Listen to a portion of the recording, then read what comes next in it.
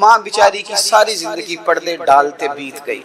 ابا نے آ کے پوچھا کہاں گیا وہ کہتی ادھر ہی تھا، مجھے بتا کے ابھی آ جائے گا، وہ مجھے کہہ گیا تھا کہ میں نہیں ادھر ہی تھا، کچھ بھی نہیں، ایسی کوئی بات ہی نہیں۔ ساری زندگی پردے ڈالتے بیت گئی۔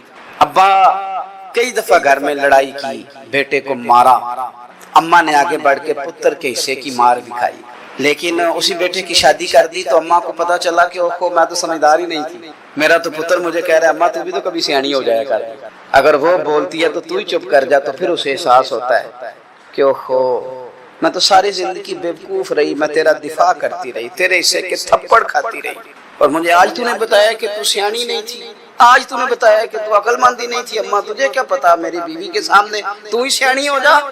وہ ٹوٹ جاتی ہے، بکھر جاتی ہے، وہ کبھی پلٹ کے دیکھتی ہے تو اسے بڑے سارے زخم تازے ہو کے دکھائی دیتے، وہ یار میں سیانی نہیں تھی۔ سنو نا، امام حسن رضی اللہ تعالیٰ عنہ فرماتے ہیں امام حسن نے کوئی لمبا وقت نہیں اپنی والدہ کے ساتھ گزارا، چھوٹے تھے تو سیدہ فاطمہ الزہرا رضی اللہ تعالیٰ عنہ وصال کر گئیں، پر شیر خدا کے پتر کی بات دیکھیں، امام حسن کہتے ہیں لوگوں میں جب تھوڑا سا باشعور ہوا اور مجھے چیزیں تھوڑی سی دکھائی دینے لگی تو میں نے کبھی اپنی اماں کے ساتھ ایک پلیٹ میں کھانا نہیں کھایا تھا، حضور ساری دنیا کھاتی ہے تو آپ نے کیوں نہیں کھایا؟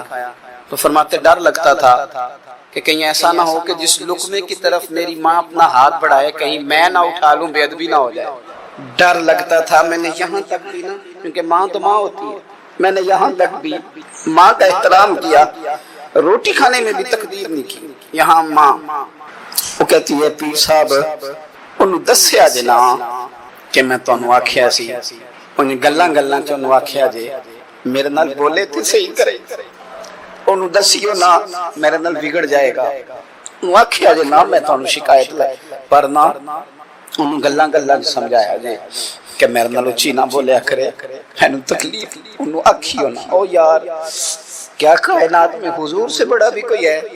لیکن حضرت حلیمہ سعدی آئی ہیں تو کیا میرے نبی اٹھ کے کھڑے نہیں ہو گئے؟ حضور نے اکرام دیا تو اکرام دینے سے قد بڑا ہوتا ہے، چھوٹا تو نہیں ہوتا۔ خدا را اپنے بڑوں کا اکرام کرنا سیکھیں۔ انہوں نے کسی نے آپ کو جگہ دی ہوگی، کسی نے آپ کو نوکری دی ہوگی، لیکن ماں باپ نے تو زندگی دے دی، اولاد جوانیاں دے دی، سارا کچھ دے دیا، اور بچے ہیں کہ سمجھتے ہیں احترام کے جذبے اپنی طبیعت میں لائیں، بے ادب نہ بنیں، سوء ادب نہ کبھی کریں، آپ نہ کبھی کوئی ایسا کام نہ کریں جس سے نہ تکلیف بڑھے، جس سے آزمائش بڑھے۔ آپ احترام والے رہیں گے تو خود بھی سجے سنورے نکھرے رہے، اپنے بزرگوں کو پہل کریں بزرگوں کی طرف، یعنی آپ گھر کے اندر چھپا کے سیب اپنے کمرے میں نہ لے کے جائیں، چھپا کے چیزیں نہ رکھیں، بلکہ پہل کریں بوڑھے ابا سے، پہل کریں اپنی والدہ سے، وہاں سے آغاز کریں، آپ دیکھیں برکتیں کتنی ہوتی ہیں۔ میں کچھ باتیں مجھے لطف دیتی ہیں، میرے کچھ سنگی ہیں، 3 بھائی ہیں کٹھے، مجھ سے بیعت ہیں، میرے ساتھ بڑا پیار کا رشتہ ہے، تو کبھی کبھی نہ خدمت کرنے کا دل کرتا ہے ان میں سے کسی کا کہ چلیں حضرت صاحب آئے ہیں تو ہم کچھ نذرانہ پیش کریں، تو اپنے بڑے بھائی کو وہ تھماتے ہیں کہ جناب آپ یہ کام کریں۔ اللہ تعالیٰ کا شکر ہے میری جیب کم ہی خالی رہتی ہے، اس کا فضل رہتا ہے، لیکن وہ پیسے لینے سے زیادہ یا تحفہ لینے سے زیادہ یا پھول پکڑنے سے زیادہ اس بات کی مجھے خوشی ہوتی ہے کہ کتنے نرالے ہیں، بڑے کو آگے لگاتے ہیں تو برکت تو حاصل کرتے ہیں، اس لیے کہ برکتیں ہمیشہ بڑوں سے ہوتی ہیں، بڑوں سے ہمیشہ برکتیں۔ یہ پھول کا تحفہ بڑے بھائی کو دے کے جب آگے کیا جاتا ہے تو میرے دل کو اچھا لگتا ہے، مجھے قرار آتا ہے کہ یار یہ لہجہ ٹھیک ہے، یہ انداز یہ ٹھیک ہے، اپنے بڑوں کو آگے رکھیں، بڑوں کو کلام کرنے کا موقع پہلے دیں، گھر میں کوئی چیز لائیں تو تقدیم کریں۔ ہمارے ہاں نا اب جو استادی شاگردی آئی ہے نا یہ بڑی خطرناک ہے۔ ہمارے ایک قاری صاحب تھے، ایک مدرسے میں پڑھاتے تھے، بڑا مارا کرتے تھے، اور میں انہیں مذاق بھی کرتا تھا، کبھی کبھی عذرائے محبت مزاح کرتا تھا۔ میں ان سے کہتا تھا قاری صاحب آپ شاید مار کھا کے پڑھیں اس لیے بچوں سے بدلہ لیتے ہیں۔ تو کچھ دن پہلے، کچھ عرصہ پہلے ملاقات ہوئی تو میں ان کے ادارے کے قریب سے گزر رہا تھا، تو میں نے ان کا نا وہ ڈیسک وغیرہ چیک کیا تو ان کے پاس نا چھوٹی علیحدہ ہوتی تھی، پائپ 2 قسم کے علیحدہ ہوتے تھے، پانی والا علیحدہ اور گیس والا علیحدہ، بڑا مارتے تھے بچوں کو۔ مجھے بھی اختلاف تھا اس بات سے، میں ان کو گزارش بھی کرتا تھا، تو میں گیا تو وہ جس طرح وہ خیر استاد کمال کے تھے، انہوں نے بڑے کامیاب حافظ تیار کیا، اور ویسے بھی بندہ بڑا بااصول، بڑے اچھے، بڑے نفیس۔ میں نے ان سے کہا کہ وہ خیر ہے چھوٹیاں چھوٹیاں کدھر گئی آپ کی؟ کہنے لگے حضرت صاحب نہ شاگرد رہے نہ استاد رہے نہ وہ ماں باپ رہے. کہنے لگے پتہ نہیں 2-4 سالوں میں کیا ہوا ہے. تو میں نے کہا آپ کو تو کوئی منع کاری نہیں, میں نے کئی دفعہ سمجھایا تھا آپ باز نہیں آتے. کہتے تھے اب آ گیا ہوں, اس لیے کہ ایک کو چھڑی مار رہے ہوتے ہیں تو دوسرا ساتھ ویڈیو بنا رہا ہوتا ہے. پہلے طالب علم اس طرح کی توہین کا رویہ استادوں کے ساتھ نہیں کرتے تھے. وہ کہتے تھے جیسے بھی ہے فیض استاد سے لینا ہے. اب آپ ذرا گھور کے دیکھیں تو کہتے ہیں لاؤ کتابیں, جا رہا ہوں بڑے مدرسے بڑے کالج بڑے اسکول. میں نے اپنی زندگی میں دیکھا کہ ہمارے بڑے کہتے تھے, کبھی گارا کے بتاتے نا استاد جی نے مارا ہے تو کہتے تھے کسی غلطی سے مارا ہوگا, اور اس طرح کے سخت لفظ بولتے تھے کہ ہمیں لگتا تھا کہ ہمارے بزرگ ہمارے ساتھ زیادتی کر رہے ہیں. وہ کہتے تھے کہ مینو ہڈیاں چاہیے نے پڑیا ہو رہے, یہ لفظ کر کہتے تھے میرے ابا جی میری اماں, ہڈیاں دیا جی سانو پر دیا جی پڑیا. اب کیا ماحول ہے, ڈر آتا ہے. بچے گھورتے ہیں, ان کی اماں آ کے کہتی ہے تو 8,000 کا مولوی ہے, میرا 1.25 کروڑ کا بچہ ہے, تیری طاقت کیسی ہوئی چودھری کے بچے کو ہاتھ لگانے کی؟ اتنی تیری جرت کہ میں نے میرے بیٹے کو ہاتھ لگایا ہے, کروں گی نا کل بندے اکٹھے تیری کراؤں گی چھوٹی مسجد سے, تو اتنی تیری طاقت کہ تو میرے بچے کو مارے. ہم نے نا پرموٹ کی چیزیں, پرموٹ. حضرت خواجہ حسن بصری رحمت اللہ علیہ فرمایا کرتے تھے ادب نہ ہو تو علم آ ہی نہیں سکتا, اس لیے کہ کتابیں رہنمائی کرتی ہیں, کتابوں کی ترجمانی تو استاد نے کرنی ہے. تو اگر آپ وہ احترام ہی نہیں ہے, وہ طبیعت ہی نہیں ہے, وہ ذوق ہی نہیں ہے, سیکھنے کا وہ خاص جذبہ ہی نہیں ہے. ہمارے صاحب رحمت اللہ علیہ فرمایا کرتے تھے بہت سارے لوگ بڑے بڑے درویشوں کے پاس جا کے خالی آتے ہیں. حضور کیوں؟ فرماتے تھے اس لیے کہ کشکول سیدھا نہیں کرتے, پیالہ سیدھا نہ ہو تو خیرات آیا نہیں کرتے, ادب نہیں کرتے, احترام نہیں کرتے, پیالہ سیدھا نہیں کرتے. پیالہ سیدھا نہ ہو تو وہ تو جو دینا وہ بھی نیچے گر جاتا ہے. احترام. ایک شخص نے نا حضرت سیدنا امیر معاویہ رضی اللہ تعالیٰ عنہ سے کہا کہ میں نے زیارت کرنی ہے حضرت امام حسین رضی اللہ تعالیٰ عنہ, مدینہ شریف جا رہا ہوں, میں نے ان کو پہلے دیکھا نہیں ہوا, تو مجھے بتائیے امام علی مقام رضی اللہ تعالیٰ عنہ کو میں کیسے پہچانوں گا؟ تو ابن عساکر دیکھیے گا حضرت امیر معاویہ رضی اللہ تعالیٰ عنہ فرمانے لگے تو مدینہ شریف جانا, ایک شخص لوگوں کے حلقے میں بیٹھ کے لوگوں کو دین پڑھا رہا ہوگا, مسجد نبی میں وہ چمکتا ہوا چہرہ لوگوں کو قرآن و سنت کی تعلیمات سے روشناس کر رہا ہوگا, اور فرمایا اس کے ارد گرد لوگ اس ادب سے بیٹھے ہوں گے کہ جیسے ان کے سروں پر پرندے بیٹھے ہوئے ہیں, ذرا حرکت کی تو پرندے اڑ جائیں گے. فرمایا جب وہ نورانیت والا ماحول تم دیکھو اور اتنے با ادب شاگردوں کے بیچ بیٹھی ہوئی ایک نورانی ہستی کو دیکھو تو سمجھ لینا وہی حسین ابن علی, وہی ہے امام علی مقام امام حسین, کہ جو اس احترام کے ساتھ لوگوں کو انہوں نے آداب سکھائے ہیں, اس طرح انہوں نے لوگوں کو سمجھایا ہے کہ ان کے شاگردوں کا یہ رنگ ہے کہ وہ تو سر نہیں ہلاتے کہ کہیں پرندہ نہ اڑ جائے. اس انداز میں جب لوگ, مجھے بات یاد آ گئی, امام احمد بن حنبل رحمت اللہ علیہ بہت بڑے محدث تھے, تو مجھے پتہ ہے اگر آپ مجھ سے پوچھیں گے نا اس دور میں فقہ سب سے بہترین کس کو آتی ہے تو میں آپ کو بتا سکتا ہوں, کیونکہ میرا شعبہ ہے نا. آپ پوچھیں گے صرف ناو کا استاد کون اچھا ہے تو میں بتا دوں گا کہ کہاں پہ ہے, کون ہے, میرا شعبہ ہے. اسی طرح سے میڈیکل کے شعبے سے وابستہ لوگوں سے آپ پوچھیں گے کہ ہارٹ کا ڈاکٹر کون سا اچھا ہے تو بتا دیں گے. پوچھیں گے بھئی میں نے ایک ناک کان گلے کے ڈاکٹر کے پاس جانا ہے, تو جس کا جو شعبہ ہے اسے پتا ہوتا ہے. مدرسے کے بچوں کو بھی پتا ہوتا ہے کہ کون سا آدمی کہاں بہترین پڑھانے والا ہے. ایک بزرگ تھے شاہ بقی الدین ابن مخلد, وہ کہتے ہیں مجھے پتا چلا کہ اس دور میں نبی کریم علیہ السلام کی حدیث جو سب سے بہترین پڑھاتے ہیں وہ امام احمد بن حنبل ہیں. ان کو حضور کی حدیث سے جو خاص شغف ہے وہ کسی اور کو نہیں. اللہ تعالیٰ نے ہمارے نبی اکرم نور مجسم شفیع معظم آقا کل ختم رسول دانا سبل احمد مجتبیٰ جناب حضرت محمد مصطفیٰ صلی اللہ تعالیٰ علیہ وسلم کو بڑی عظمتیں, فضیلتیں, بلندیاں عطا فرمائی ہیں. نہ صرف یہ کہ اللہ تعالیٰ نے حضور کو شانیں عطا فرمائی ہیں, بلکہ جس چیز کی حضور کے ساتھ نسبت ہو گئی اسے بھی اللہ نے بڑے ہی مرتبے عطا فرمائے. حضور سید عالم صلی اللہ علیہ وسلم کے صحابہ کرام, حضور کی ازواج پاک, حضور کی اولاد پاک, محبوب کا خاندان مبارکہ, یہ ساری چیزیں بڑی بڑی فضیلتوں والی, یہ ساری شخصیات بڑی عظمتوں والی, بڑی بلندیوں والی, بڑے مرتبوں اور بڑے مقامات والی. صحابہ اور اہل بیت کی جو فضیلت ہے یہ قرآن پاک کا مستقل عنوان ہے. اس امت کے اندر اللہ تبارک و تعالیٰ نے وہ لوگ جنہیں پاک باز کہا جائے, طیب و طاہر کہا جائے, جن کی فضیلت اس طرح بیان کی جائے کہ امت کے دلوں میں ان کی عظمت بیٹھ جائے، ان کے لیے دلوں کے اندر بہت زیادہ عقیدت اور احترام کے جذبات پیدا ہو جائیں، یہ وہ لوگ ہیں جو حضور کے قرب خاص میں رہے ہیں۔ اللہ تعالیٰ نے سورہ احزاب کے اندر حضور کی اہل بیت کا ذکر فرمایا، اور یاد رکھ لیں کہ اہل بیت میں نبی پاک علیہ الصلاۃ والسلام کی ازواج بھی شامل ہیں، اور آپ اس آیت کا سیاق و سباق بھی دیکھیں گے تو تذکرہ ہی حضور کی ازواج کا ہو رہا ہے، حضور کی ازواج پاک، اولاد پاک۔ ہاں بالخصوص بعض کی فضیلت حضور نے الگ سے کر کے بیان کی، جیسا کہ مولا علی شیر خدا، سیدہ فاطمہ زہرا رضی اللہ تعالی عنہما، حضرت امام حسن، امام حسین، حضور نے ان کی عظمتوں کو بیان فرمایا۔ اور حضور کی اولاد پاک وہ ہے، نسل پاک وہ ہے جو حضرت فاطمہ الزہرا سے چلی ہے۔ عزیز دوستو، قرآن پاک میں اللہ کریم نے فرمایا انما یرید اللہ لیذھب عنکم الرجس اہل البیت ویطہرکم تطہیرا۔ فرمایا اے نبی کے گھر والو، اللہ تو یہی چاہتا ہے کہ تم سے ہر ناپاکی دور فرما دے، ویطہرکم تطہیرا، اور تمہیں خوب صاف ستھرا کر دے، خوب۔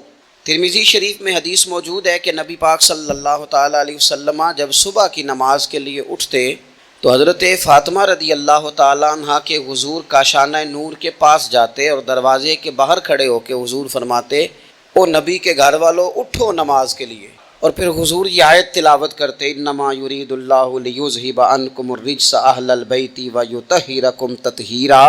فرمایا رب تو یہی چاہتا ہے اے نبی کے گھر والو کہ تم سے ہر ناپاکی دور کر دے اور تمہیں خوب صاف ستھرا کر دے۔ اس آیت کو تلاوت کرتے نبی پاک صلی اللہ تعالیٰ علیہ وسلم نے ان کی فضیلت بیان کی۔ جب کسی کی فضیلت بیان کی جائے نا تو اس سے مقصود یہ ہوتا ہے کہ دلوں میں اس محبت کو بٹھایا جائے۔ امام علی مقام کا تو نام نظریے کا نام ہے، امام حسین تو سوچوں کے امام ہیں، وہ تو نظریوں کے امام ہیں۔